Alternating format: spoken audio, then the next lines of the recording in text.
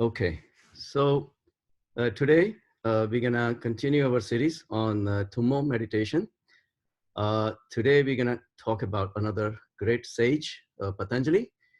Patanjali has been the great proponent of the yoga, as we know yoga as yoga.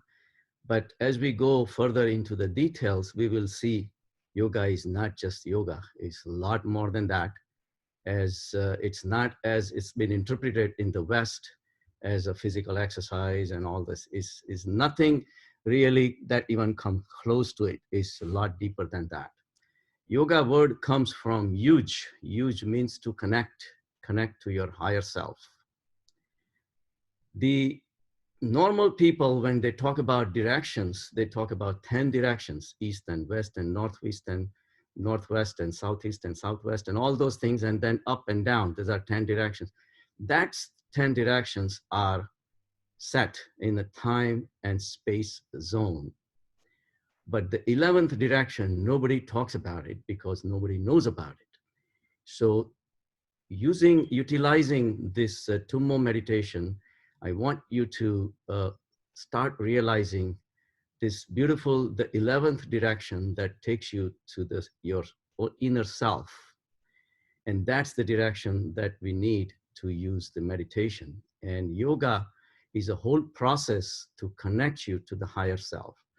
And that path remains untraveled for most of the people in throughout their lives. Unfortunately. And we are all entitled to that direction where there is no competition, there is a free zone, and it's entirely depends upon our own efforts and interest, and then the results are fantastic. So let's talk about the inner journey, and we're going to be utilizing the knowledge imparted by the great sage Patanjali. Patanjali was a very famous, has become famous for his, one of the books that one of the several books he wrote was the Patanjali Yoga Sutra. And if you really look at it, the Yoga Sutra starts with the first sentence, and the first sentence tells us all. It says that yogas chitta vritti nirodh. What is yoga? He wants to define yoga for us. Chitta vritti. Vrittis are the tendencies of the mind. Which direction it will go, direction it will take you along with itself is the journey that we are traveling in the sansar. And Patanjali wants you to bring an end to all these vrittis along which go along with vasanas. Vrittis and vasanas is something, as you will realize as we go through this journey, that these are something we are born with, and this is something we carry with us. Uh, when it comes to spirituality, it's not really just about what we know from your birth to your death. It's a lot more than that. Vrittis and vasanas are carried from your previous lives, and vrittis and vasanas are not steady or not fixed, because there is nothing in the universe that is fixed. Everything changes as you sow. As you see everywhere, everyone, every human being, every stone, every mountain, every river, everything is changing. But our vrittis and vasanas also are changing. The thing is that we bring them with us. And as we go further through our journey in meditation, I want you to stay with me, internally focused, with your eyes closed, so we can realize what these vrittis and vasanas do for us. These are the vrittis and vasanas that manifest themselves in our lives, but they are not static. They are changeable. And, and Patanjali is giving us a power how to change this. And he lays out the path of Eightfold Path, which is a beautiful path narrated by him. And Yoga Sutra itself is a beautiful book to be read. And there is a lot of wisdom imparted by the great sage Patanjali. So let's start our journey with the first sentence in mind. By that, Patanjali gives us a goal as to what we really need to do on this path. He says that yogas chitta vritti nirodh. He wants us to get rid of these vrittis and vasanas. because these vrittis and vasanas are the ones which are responsible for our repeated birth and death cycle. Every time we are born, we are happy. Every time we die, we are suffering. All these sufferings are because we're still carrying these vrittis and vasanas. And every time we act in this world, we interact with the world, we carrying and building up more and more vrittis and vasanas. That, like I said, it's nothing static. It's all dynamic. So dynamic is kind of tough to control, but at the same time, dynamism gives you a hope that it can be changed versus static. If you have come with the same vrittis and vasanas, and if you die with the same vrittis and vasanas, think again, it's not happening. It's changing throughout your life. So let's take this journey and let's understand how we are made up within ourselves, and then what the wisdom of Patanjali can do for us and how to change it, which we'll discuss at the end. So we're going to start with the Tummo meditation. As we know, stay in Vajrasana, first finger and the thumb, resting comfortably in the thigh, back straight up. And as you remember, we're going to do it every session, at every step. We will do the deep breath. We're going to hold it, press it down, pull our rectal muscles up and tighten up all the muscles. And we'll start with a small fire at each chakra, burning, and then gradually we're going to advance. And I'll give more instructions as we go. Take a deep breath. Hold it. Tighten up, bear down, pull your rectal muscles up at Muladhara chakra, which is at the end of the spinal cord. Muladhara, there is a small fire starting.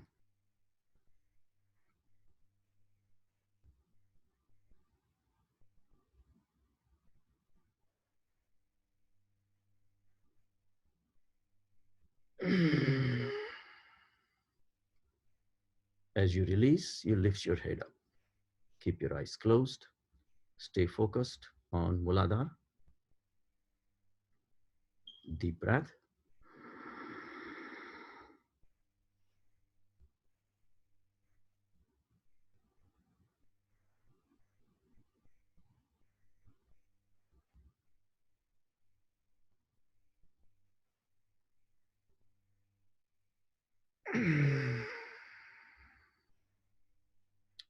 Lift your head. See the flow of the energy that's rising. The fire is burning. Muscles are releasing the energy. The body is heating up. Deep breath.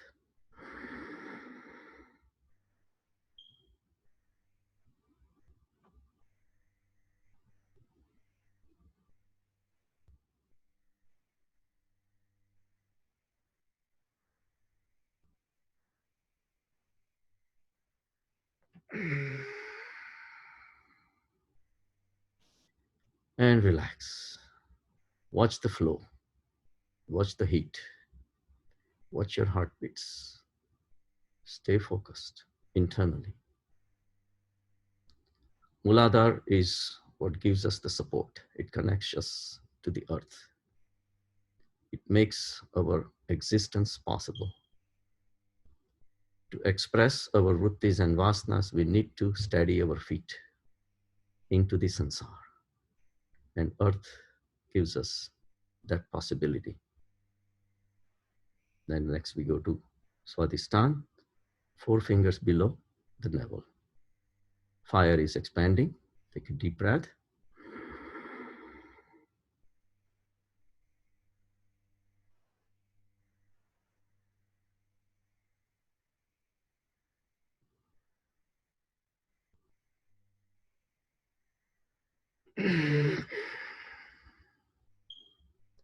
And relax.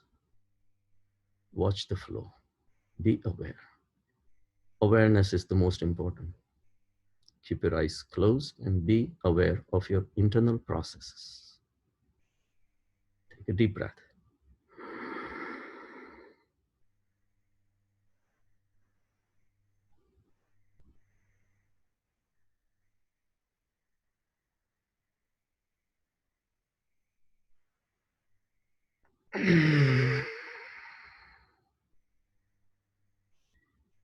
Swadhisthana is a center of expansion, but expansion is not random. Expansion is guided by your previous vrittis and vasanas. Everybody expands in their different way.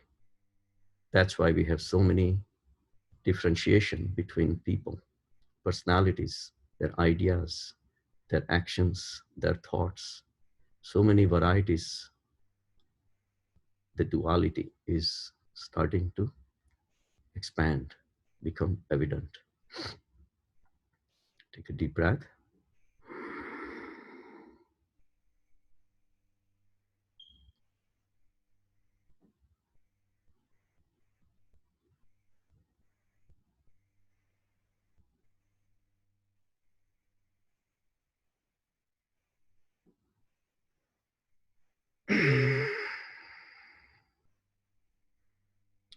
Relax. Feel the rejuvenation energy. Swadhisthana is the seat of expansion, fulfillment, and actions to fulfill your vrittis and vasanas. All children look alike when they're born, but don't be fooled. Each one is carrying their vrittis and vasanas. As and when the time comes, these varieties of vrittis and vasanas expand. Everyone comes with an agenda. It's like you go to a village, 5 friends, as soon as they enter into the village, one will be looking for a temple, one will be looking for natural scenery, one will be looking for a bar, one will be looking for a temple. Everyone is carrying the seed of their vrittis and vasanas. So look around, same children in the same family, each one grows up to be quite different. The reason is underlying vrittis and vasanas are at play. Deep breath.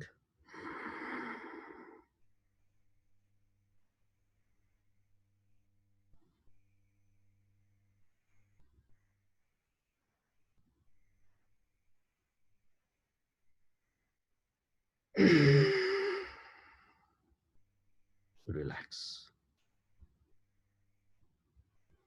Swadhisthana is burning. We go higher to Manipur chakra, in between the rib cage. Fire is rising. Take a deep breath.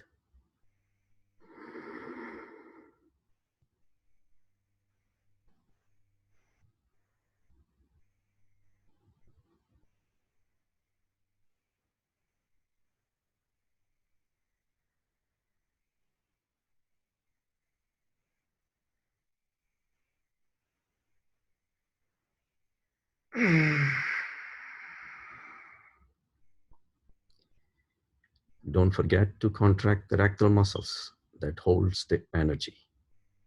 And don't forget to bow down your head, bring your head down so it locks the energy. Deep breath again.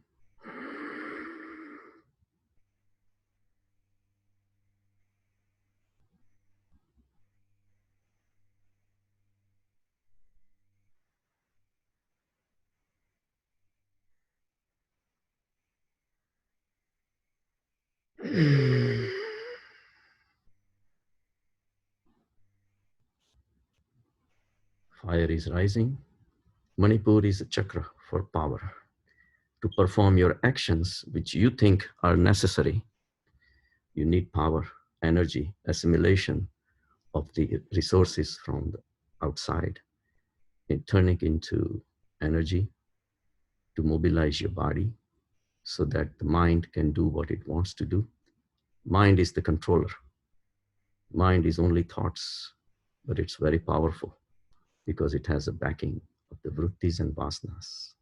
It needs the body to perform the actions.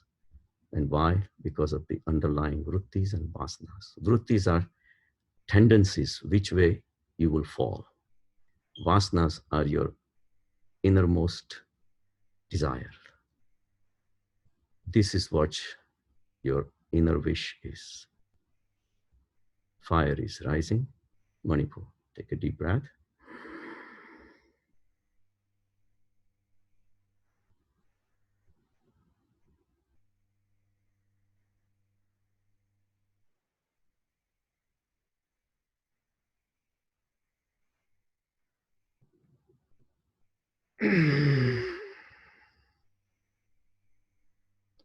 And relax. Hold your breath as long as you can. And then realize the energy that is released. So we utilize the body, we utilize the power, we utilize the resources and carry out the actions. We connect with the sansar where we want to connect. We walk away from the components of the sansar we don't like. All along we are active. Every time we are active, either we are fulfilling our old vrittis and vasanas, or we are creating new vrittis and vasanas. We are vrittis and vasanas. We are the sansar. Vrittis and vasanas forces us to connect because they can be fulfilled only by the sansar, because they are the innermost force that is mobilizing you all the time. Take a deep breath.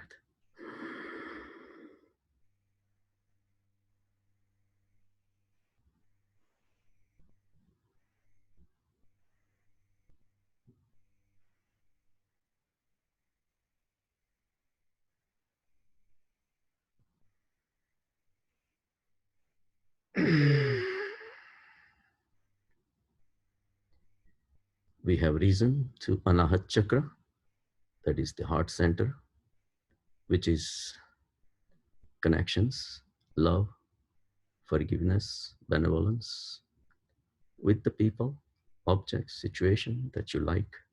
You impart your forgiveness and you connect with them with the connection of love, feelings, sentiments.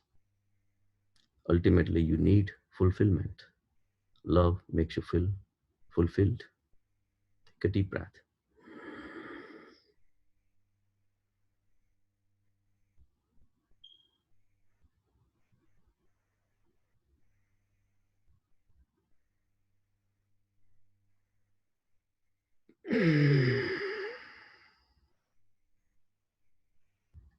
Every time you connect, every time you feel fulfilled, you think you have achieved something in life, and you have no idea what is the ultimate engine behind this is your vrittis and vasanas.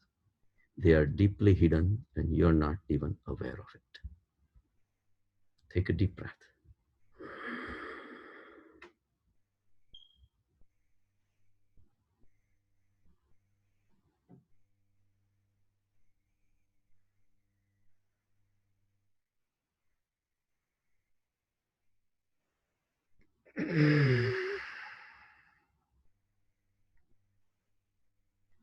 And relax. As you can see, we have created a very complex web already. Us and the sansar. We are part of the sansar. We are totally saturated with sansar. Sansar is not just outside, it's in our minds, with our thoughts, with our ideas, with our beliefs, with our convictions. Everything is us. We don't know anything other than that. And the vrittis and vasanas are very subtle. They are deeply hidden. They don't come to the surface.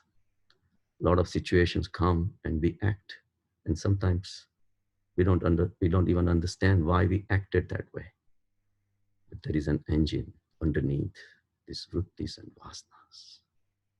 Take a deep breath.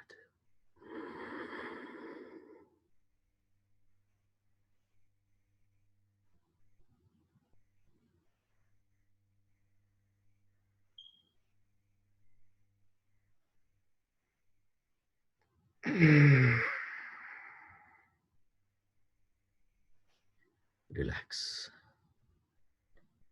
We act with sansara. We relate with sansara. We interact with sansara. Not everything that comes to us is pleasure. it comes with its own sufferings also. All these complexities, we get attached to the people we like. A lot of things we take decisions we regret. We worry about what's going to happen. Are we going to lose what we like, whom we like? All these anxieties grip us. But at some point, the realization should start that this is suffering. If not physical, definitely at the mind level. The ones who realize that this is a suffering, his journey to the in the 11th direction starts at the Vishuddha chakra. Vishuddha chakra located in the neck, where you start realizing there is something wrong. There is a complex web, this Maya, that I'm attached to, and it's tying me down. There has to be a way out of it. Take a deep breath. Fire is rising to the neck. Deep breath.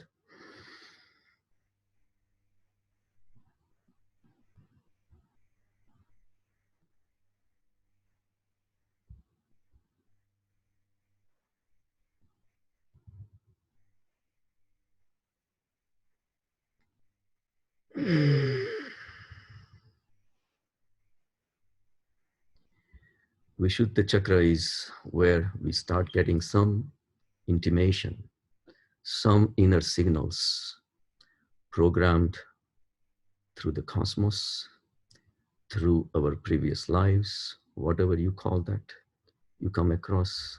And if you grab it, your journey starts into the unknown, or rather unknowable.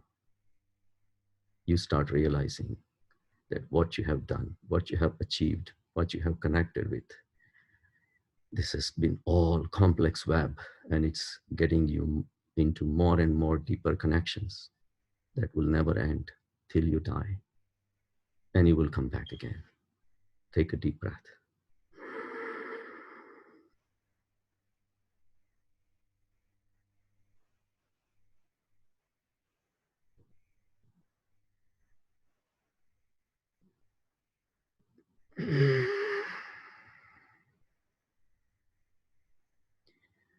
This intuition starts making you realize something. In this sansar, there is no gain, because whatever gain you have, you lose anyway. And there is no loss, because you didn't come with anything.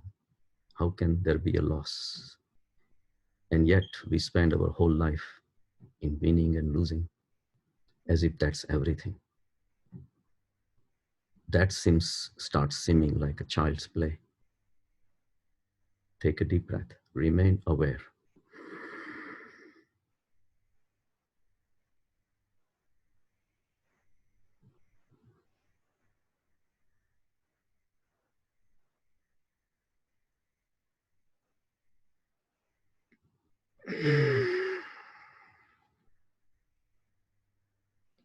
Relax. Be aware of the energy flow.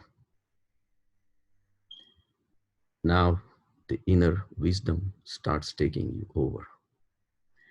You realize that winning and losing both are the two sides of a coin called sansar.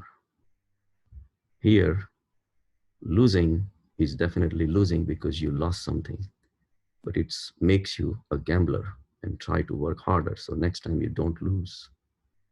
And it keeps you getting more and more deeper into this mud called sansar. But here, winners are also losers, because winning makes them believe more in sansar, and they start developing their ego as if they did something to achieve something, which they're gonna lose anyway. Then all of a sudden, the sansar starts looking like a mud, a collection of mud where you're getting stuck. Winning, losing, both are useless. Then what is meaningful? The wisdom is telling you to rise higher and look at the whole sansar you have created within yourself with those vrittis and vasanas is nothing but a complex web that is preventing your journey upwards. And Patanjali called this yoga, to connect with the higher self. Take a deep breath.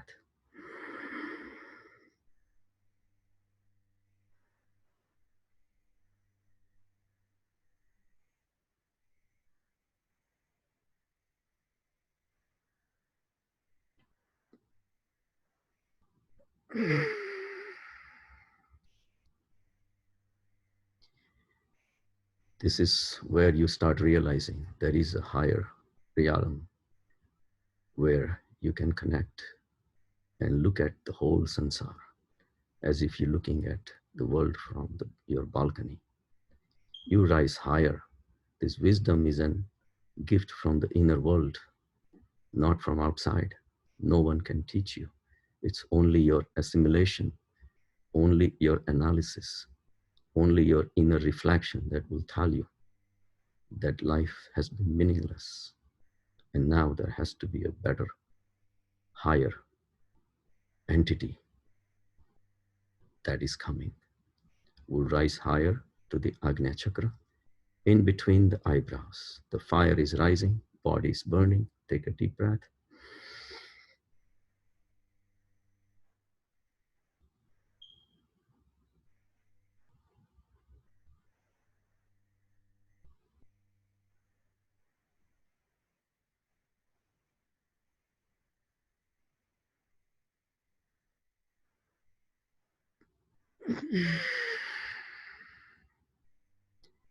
And relax. Fire is coming out of the Agnya Chakra. The body is burning. Your inner wisdom is getting settled into itself little by little, realizing the sansar has duped you. It's nothing but waste. With your vrittis and vasanas, what were you doing? You were trying to build castles out of sand. You were trying to extract oil from a sand, which would not have happened anytime. And yet you were busy with sansar all the time. Wisdom is telling you something else. Take a deep breath.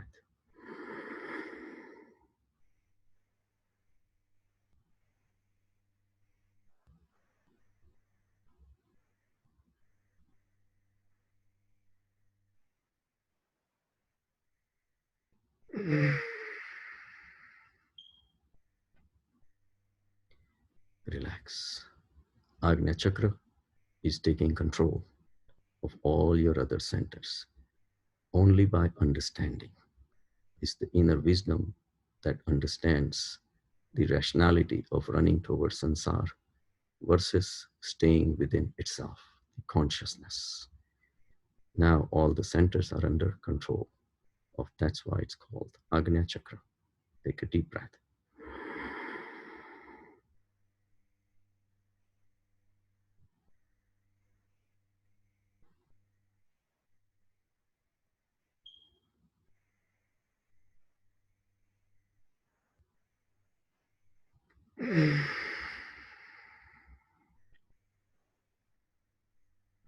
Relax.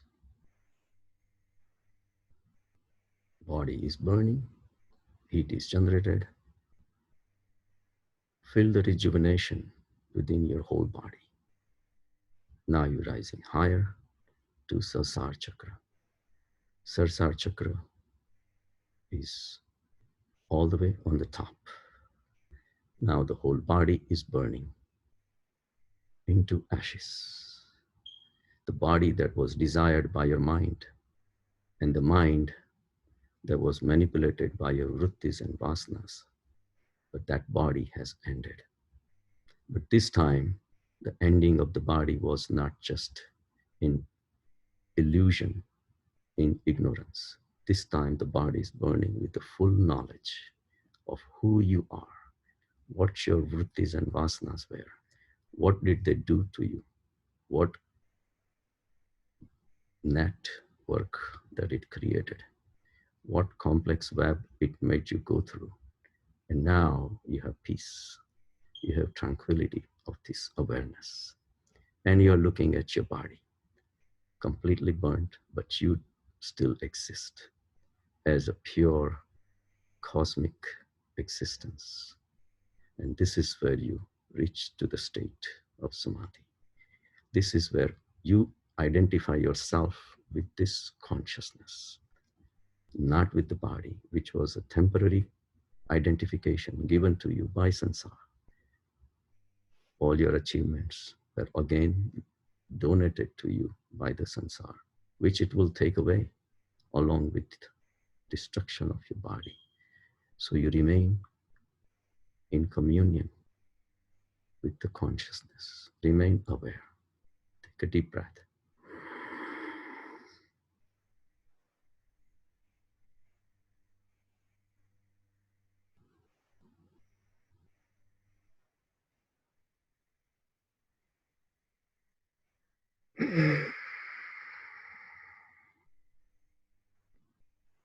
Relax. Take a deep breath.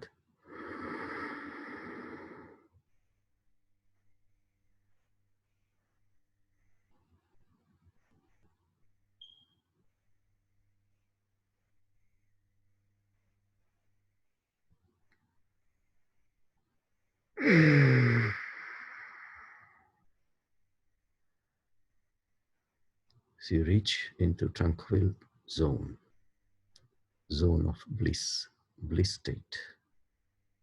This is your bliss seed, which is activated. And that is over, above, and beyond all your other identifications. This is where Patanjali wants you to be. And that's how we had started. Yogas Chitta Vritti Nirod. All the vrittis and vasanas. Now we have realized what it does. He has laid out eightfold path for rising. As you can see, like other sages, Patanjali also tells you only one thing that everybody else has been saying. Go within. This is where your key to the enlightenment is. And he lays out this path with yam, niyam, asanas, pranayam, pratyahar, dharana, dhyan, and samadhi. Not all these steps necessarily have to be in one after another. These are all preparations ultimately to the samadhi state. So if you look at the yam is your discipline, how you react into the world by non-violence, truthfulness, non-stealing, brahmacharya, and all these things are beyond the discussion of now, present session, but they all prepare you towards some awareness of going within. Same thing with niyam, you create some discipline. Shaucha, which is the shuddhi. Shuddhi is the clarity, is the purity of your body. Keep your body pure, keep your mind pure. Then also it goes into contentment. And then contentment, then you do tap, then you, that little by little, Ishwarya Paridhanya, then you proceed towards connecting with the God. Now here he does not mean God in a physical form. Ishwarya is the Ishwar that he's talking about. Patanjali has a straightforward path. Yam and niyam only prepares your mind towards the final journey towards samadhi. The mind that has been immature so far, he says the immature minds can do other things like rituals, chanting mantras, visiting tirthas, and do this worship and jap and mala, and all those things may have a role for minds which are not mature yet. Path of meditation is a path of mature mind. Those things will prepare your mind for further, make you more mature. Performing yam and niyams into the sansar is in no way gonna be 100% perfect, because that cannot happen without the samadhi state. Brahmacharya, for example, means continence of your senses. Right now, you see people are having incontinence of senses. You see this, you get excited. You eat this, you get excited. You drink this, you get excited.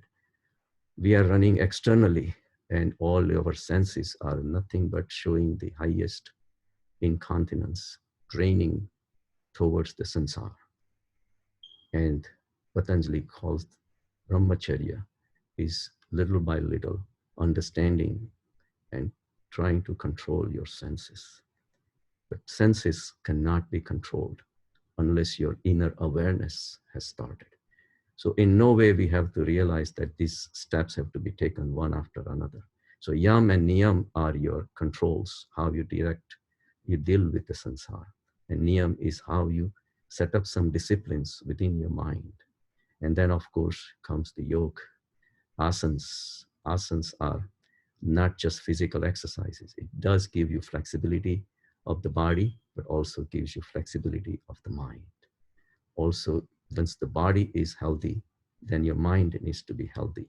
And then comes the pranayama.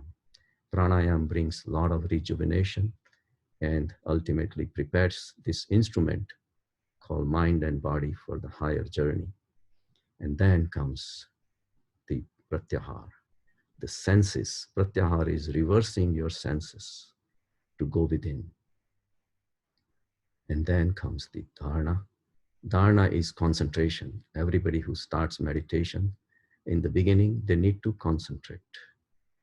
Out of 10,000 thoughts, you want to bring it down to few hundred thoughts, and then few thoughts, and then little by little, the quantity of the thoughts and quality of the thoughts has to improve. That's why you need to concentrate in the beginning. But that's no way near what dhyan is. Dhyan is once your thoughts starts diminishing, you start your journey within towards the higher consciousness. This is where you start becoming aware of your inner state of consciousness, and you remain in that consciousness, and you start getting established in that consciousness, and little by little you reach to the state of samadhi. Samadhi is where you become one. You drop your old identification that was acquired through the sansar and because of your vrittis and vasanas. But only in the samadhi state is not just the consciousness. It's full of wisdom, it's full of awareness. And this is where you find your true inner self. And in this true inner self, you really do not see any need for the sansar. Your vrittis and vasanas get terminated completely because you were going in the wrong direction for all these lives. Now your direction has reversed and you have found the joys of the tranquil existence of the consciousness, and you do not see any need. Your vrittis and vasanas get burned because now you have realized that that was a wrong direction. And this is where you settle down in samadhi state. And with all the vrittis and vasanas burnt out, you become free from the cycles of birth and rebirth. This is the journey of Patanjali. This is the path laid out by Patanjali, the great sage, and who made the yoga very popular as a part of his one of the 8 steps. But as you can see now, it's a lot more than just physical exercises.